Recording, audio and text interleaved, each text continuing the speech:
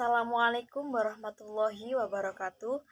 Di sini saya akan menerangkan tentang worksheet atau biasanya kita sebut dengan lembar kerja. Lembar kerja merupakan salah satu bagian dari file atau buku kerja. Cara mudah untuk membuka lembar kerja ini pada aplikasi Microsoft Excel dengan cara menekan tombol kontrol dan menekan tombol huruf N atau biasanya kita sebut dengan Ctrl N. Gambaran singkat mengenai lembar kerja pada Microsoft Excel ini ditandai dengan sekumpulan pita atau sekumpulan tombol perintah di bagian atasnya atau biasanya kita sebut dengan ribbon, dan di bagian bawahnya terdapat bagian atau area untuk bekerja. Nah, pada bagian ini biasanya digunakan untuk mengelola data. Pada lembar kerja di Microsoft Excel ini terdapat kolom dan baris. Kolom dengan jumlah 16.384 dan barisnya sebanyak 1.048.576 baris.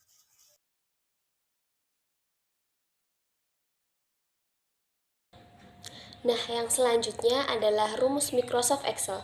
Rumus adalah bagian yang sangat penting yang terdapat pada program Excel. Di setiap dokumen yang akan kita buat pasti berhubungan dengan rumus. Banyak operator matematika yang sering menggunakan rumus tersebut.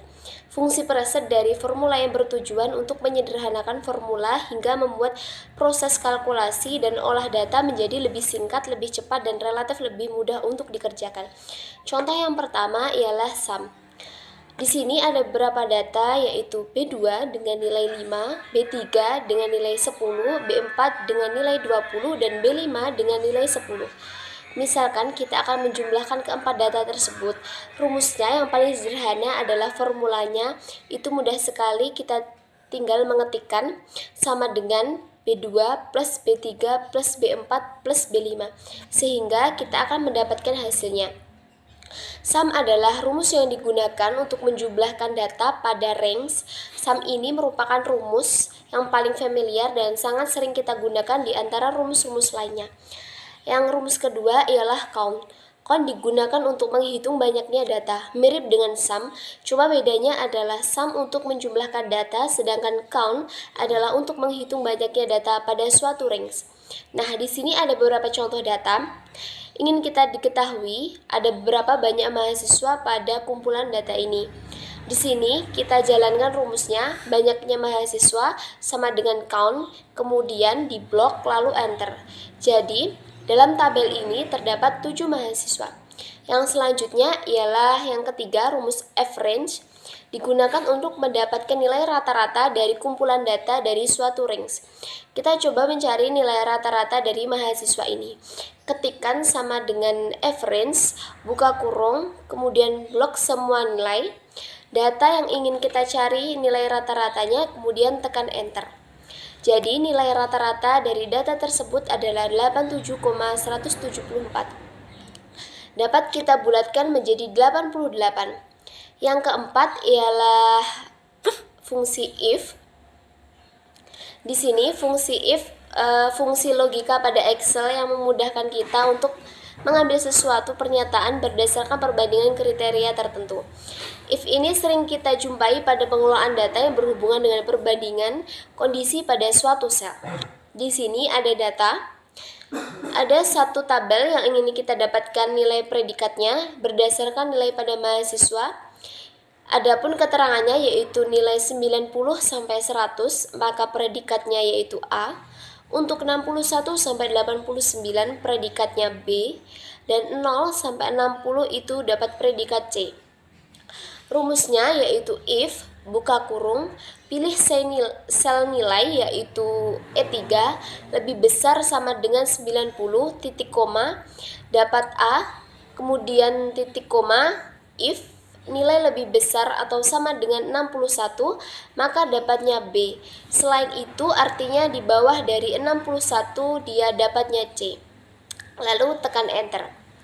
Langsung copy ke bawah. Yang 5 ialah rumusnya sum if, merupakan turunan dari fungsi sel di mana sum ini digunakan untuk menjumlahkan data berdasarkan kriteria tertentu. Di sini ada contoh tabel yang berisikan data nilai mahasiswa dan juga jenis kelamin. Kita ingin mengetahui total nilai untuk mahasiswa laki-laki dan perempuan. Kita gunakan rumus sum if sama dengan sum if, buka kurung, lalu kita blok yang menjadi range kriterianya, yaitu kolom jenis kelamin, kemudian titik koma, kriterianya yaitu laki-laki, kemudian titik koma, sum range, yang mana kita ingin menjumlahkan yaitu pada kolom nilai, kemudian enter. Jadi total nilai mahasiswa yang berjenis kelamin laki-laki itu ada 434. Yaitu rumus yang keenam yaitu count if. Count if merupakan turunan dari fungsi count, di mana fungsi if ini digunakan untuk menghitung banyaknya data berdasarkan kriteria tertentu. Di sini ada tabel yang ingin kita ketahui berapa banyaknya mahasiswa laki-laki dan mahasiswa perempuan. Sintaksnya adalah sama dengan count if, buka kurung, kemudian blok range yang ingin kita hitung datanya, blok kolom jenis kelamin, kemudian titik koma, kriterianya yaitu laki-laki, lalu tekan enter. Nah, langsung muncul datanya yang berjenis kelamin laki-laki. Rumus yang ketujuh yaitu proper, merupakan fungsi yang digunakan untuk menjadikan huruf besar huruf pertama pada string teks, dan huruf-huruf lain setelahnya dijadikan menjadi huruf kecil. Dengan kata lain, karakter pertama adalah huruf kapital dan setelahnya bukan kapital atau huruf kecil. Di sini sudah ada contoh kalimat yaitu Indonesia negaraku, yang mana menggunakan huruf kecil semua. Jika kita menggunakan rumus proper, maka tulisan Indonesia pada awalan kata in, i-nya menjadi huruf besar, dan negaraku pada awal kata ne, n-nya menjadi huruf besar. Dengan sama dengan proper, kemudian kita pilih selnya, kemudian enter. Nah, di sini langsung muncul dengan awalan huruf kapital. Yang kedelapan ialah upper, merupakan fungsi yang digunakan untuk mengkonversi sebuah teks menjadi huruf besar, yaitu dengan rumus ketik sama dengan upper, buka kurung, pilih selnya, dan enter. Nah, contoh tersebut akan terkonversi menjadi huruf besar. Dan masih banyak lagi rumus-rumus Excel yang lainnya. Setelah ini saya akan menunjukkan bahwa masih banyak lagi rumus Excel yang akan tampil setelah slide ini.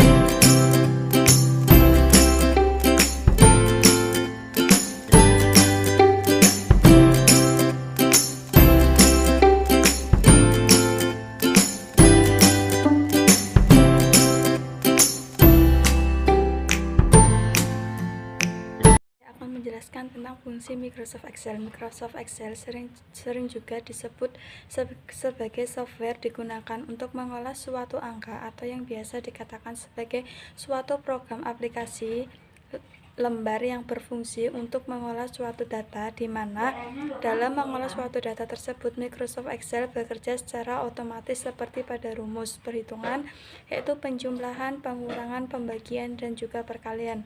Untuk pemakaian suatu fungsi serta tabel untuk membuat suatu grafik atau untuk membuat suatu manajemen data untuk menciptakan suatu data informasi yang digunakan untuk mengambil suatu keputusan. Selain itu juga berfungsi untuk menyusun laporan keuangan.